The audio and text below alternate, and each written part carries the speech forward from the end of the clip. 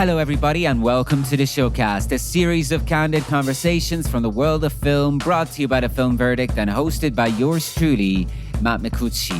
In this episode, I am delighted to present to you a conversation with John August, the acclaimed screenwriter of such works as Go, Big Fish, and the big screen adaptation of Charlie and the Chocolate Factory, among other films. And this interview was recorded at this year's AVP Summit, the Audiovisual Producers Summit hosted in Reggio Calabria in Italy. August shares his insights on the art of screenwriting and reflects on the current state of the industry, the audiovisual industry that is, addressing the impact of recent cultural and technological developments.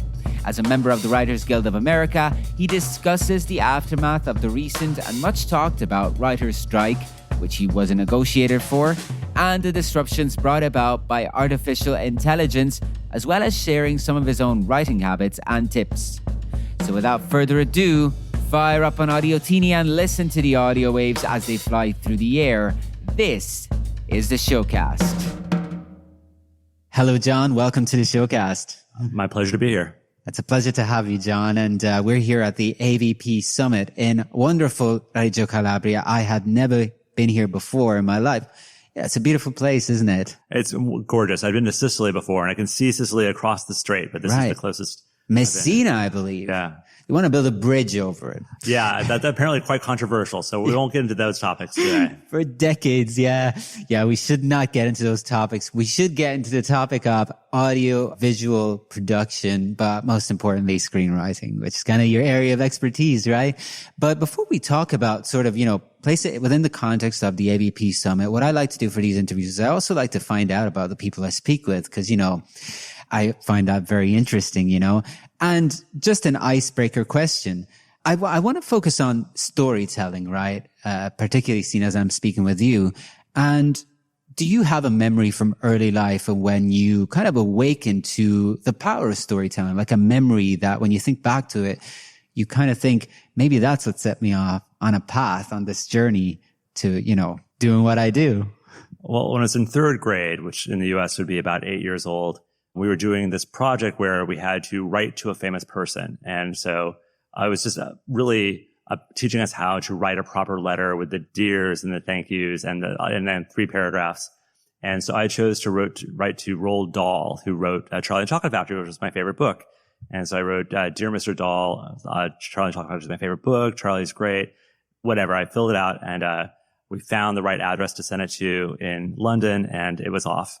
And then months later, I got this response from Roald Dahl, which was a form postcard, but which just blew my mind that Roald Dahl was a real person. And it really got me thinking like, oh, maybe I want to be an author down the road. Little did I know that, 30 years later or so, I'd be writing, an adaptation of his book, Charlie and the Chocolate Factory. And so I could go to Tim Burton and say, like, here's the postcard Roald Dahl wrote to me when I was a child. That's right. What was it about his works that kind of, their imagination, endless imagination?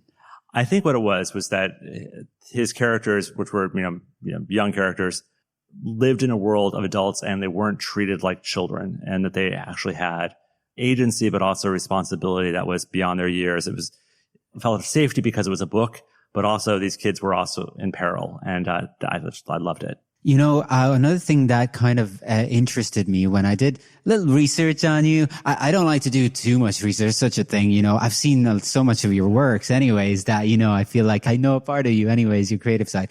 But I also realized that you have a BA in journalism, which I find interesting because, did that end up informing you in some way or parts of what you would then later do in your creative screenwriting work?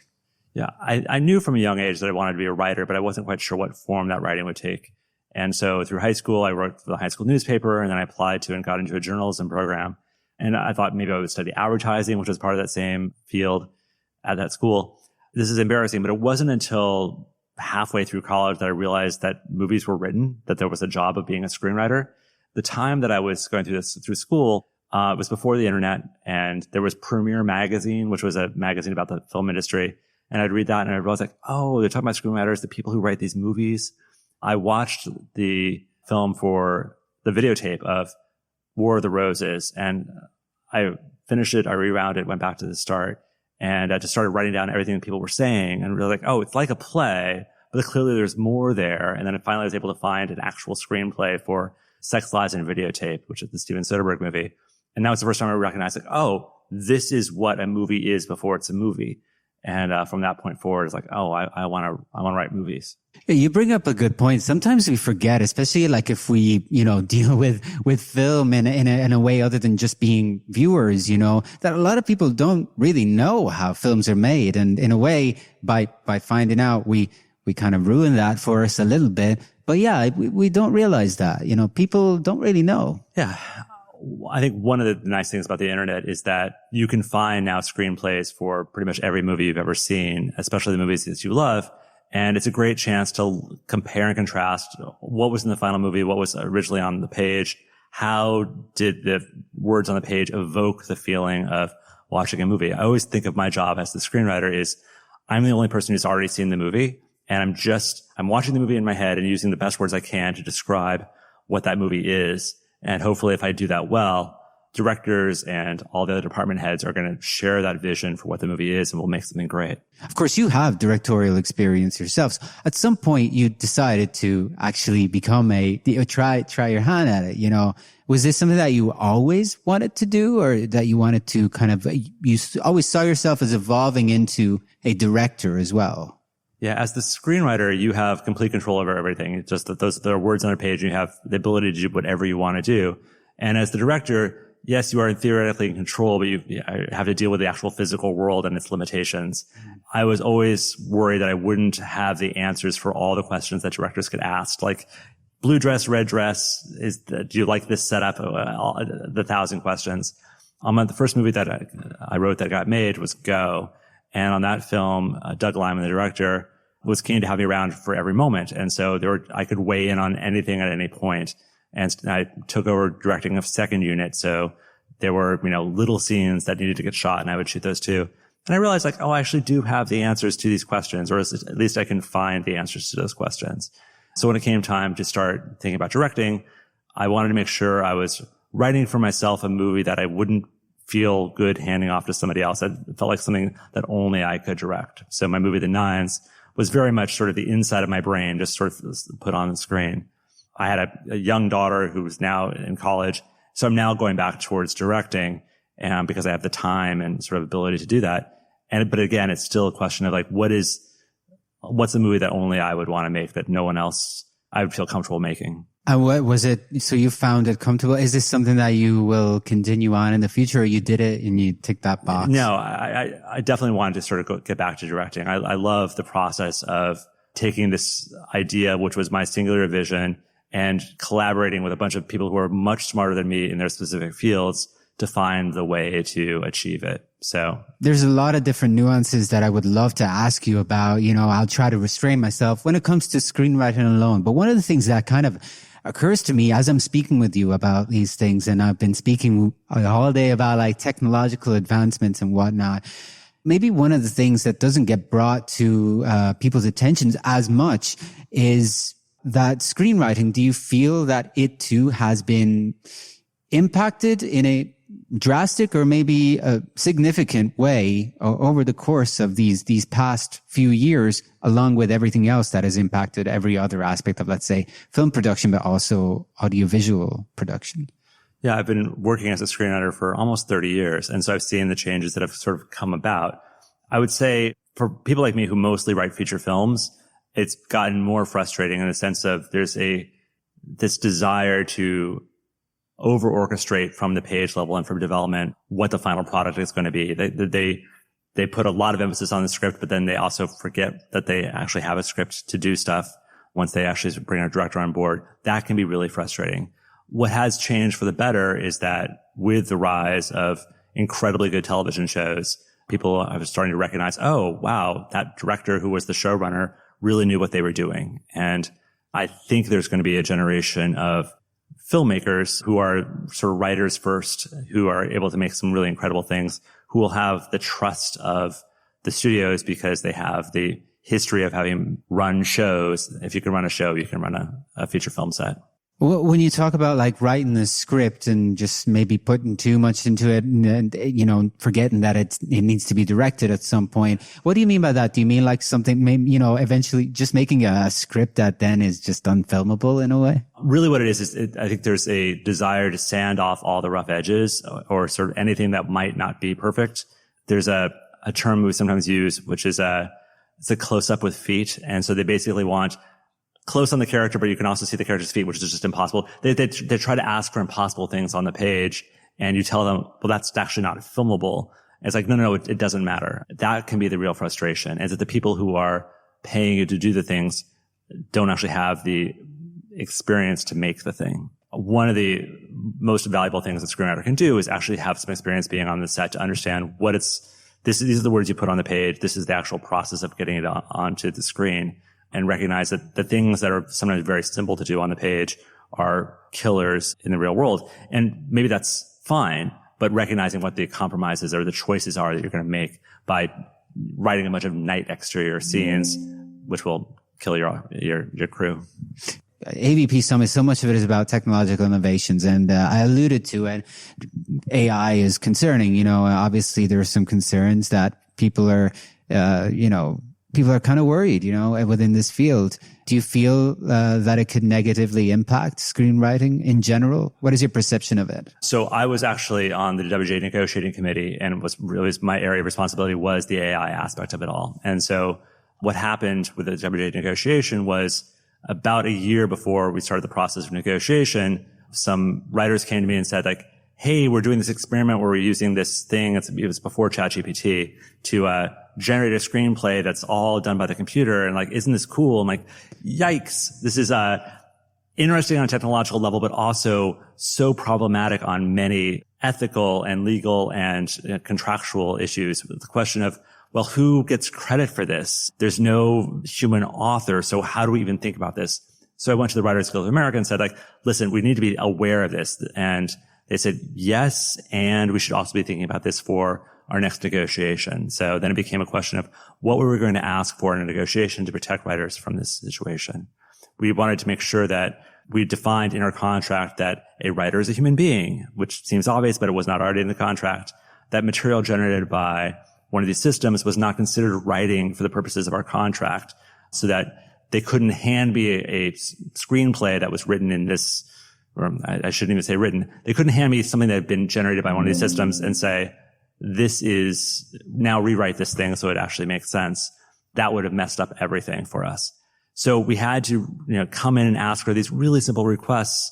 And when we were told no by the studios, we went on strike. For that reason and for other reasons, but it became really a flashpoint for us because we recognized that there was the possibility of our jobs being replaced, or at least our worth being devalued. And so we got incredibly important protections. We're the first union to get incredibly important protections in for our work going forward, and raise the issue of our previous work, like, the scripts I've written, Big Fish, whether they could be used to train models in the future.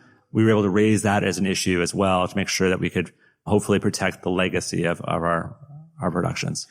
Big Fish, awesome film, by the way. Yeah, thank you. But it sounds like from what you're saying is you're aware that AI will be used, eventually, right? You're not, it's going to happen. AI is already being used to certain degrees. And so we, as the writers, were the first people to take this on as an issue, but the actors followed right after us.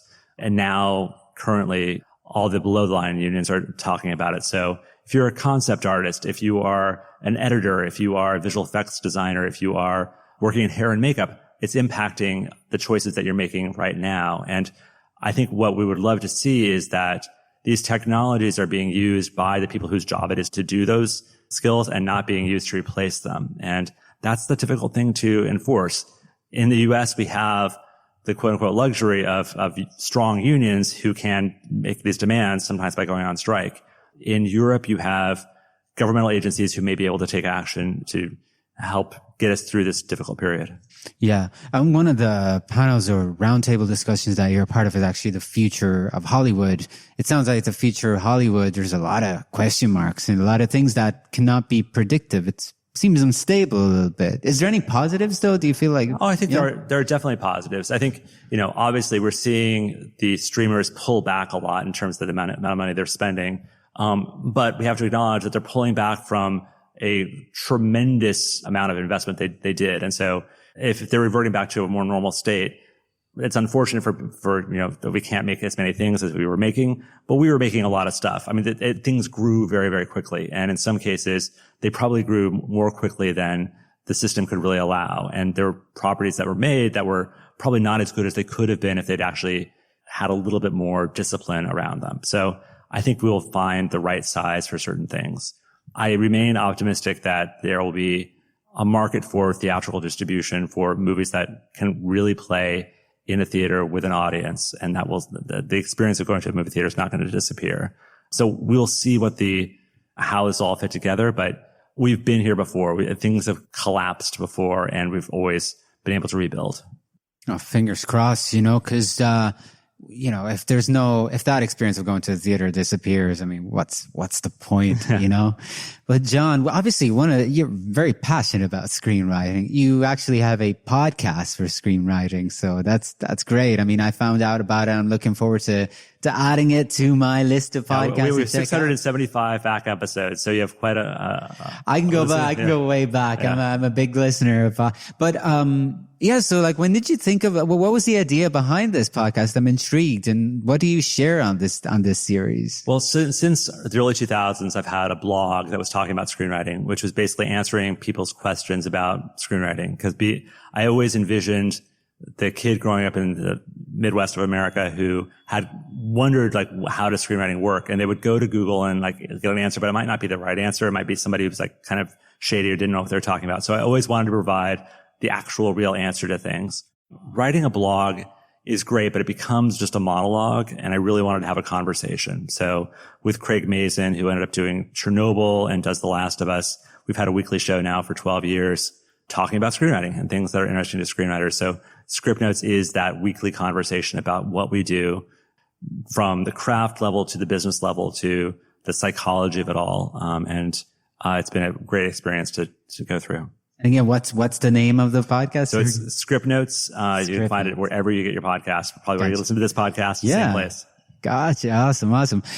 John, one of the things that I like to ask in the occasions where I get to sit down with a screenwriter or a writer or an author is, because I do a little writing myself. I don't write I'm not a screenwriter. What I'm trying to say is, but I write, two very simple questions, and I can't help but ask them to you as well. One of them is, do you have a favorite time of day or night where you find, or a time where you find that you can just write better? Right?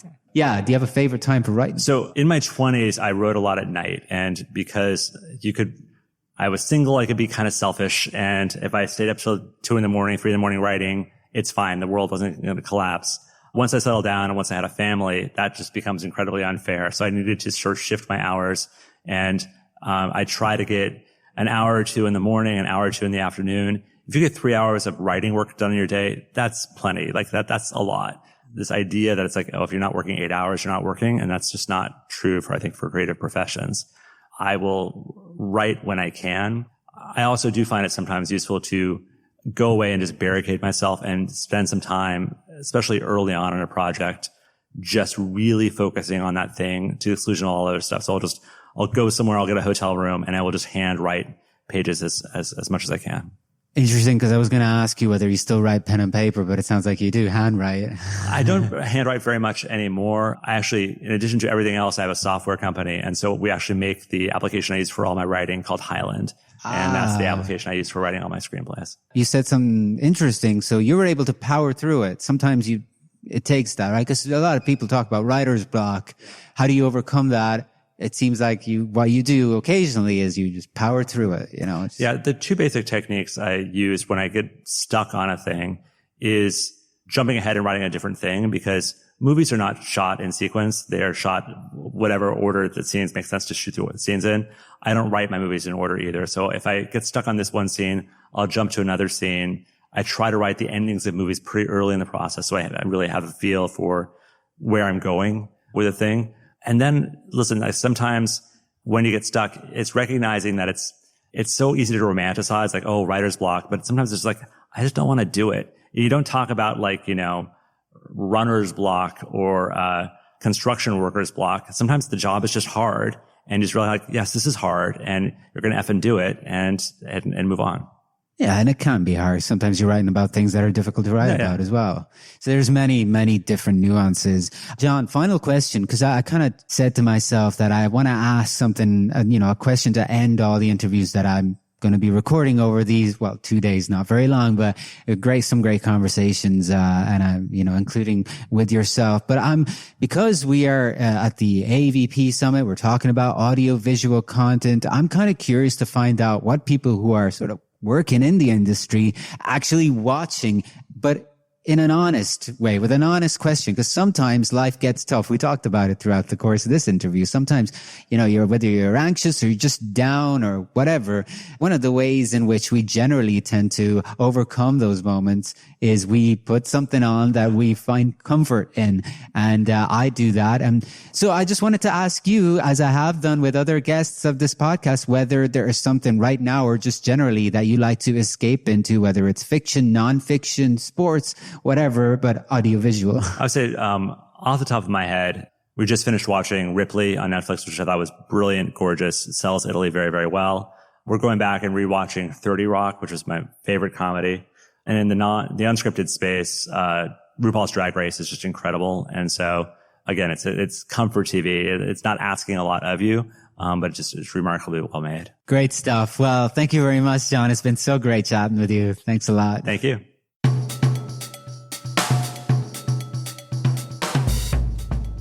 Well, I hope you enjoyed this conversation from the Audiovisual Producers Summit of 2024 taking place in Reggio Calabria, Italy.